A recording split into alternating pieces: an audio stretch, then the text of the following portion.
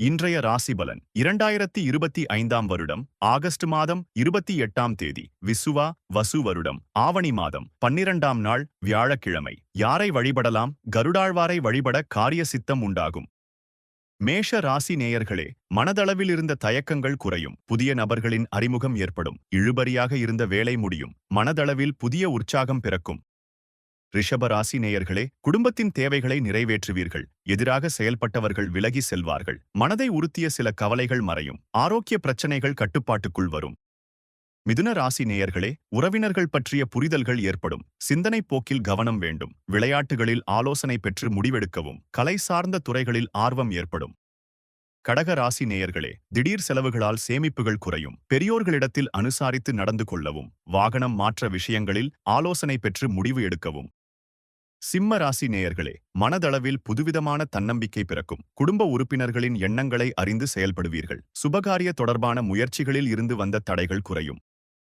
கன்னி ராசி நேயர்களே, குடும்பத்தில் அமைதியான சூழல் நிலவும். இழுபறியாக இருந்த வேலைகளை முடிப்பீர்கள். எதிர்பார்த்த தனம் சார்ந்த உதவிகள் கிடைக்கும். துலா ராசி நேயர்களே, சந்தேக உணர்வுகளால் குழப்பங்கள் ஏற்படும். வியாபார ரகசியங்களில் பொறுமை காக்கவும். முன் கோபத்தை குறைத்துக் கொள்வது நல்லது. விருச்சிக ராசி நேயர்களே, குடும்ப உறுப்பினர்களிடம் தேவையற்ற விவாதங்களை தவிர்க்கவும். புதிய நபர்கள் அறிமுகங்கள் மூலம் சில மாற்றங்கள் உருவாகும். உத்தியோகத்தில் பொறுப்புகள் அதிகரிக்கும்.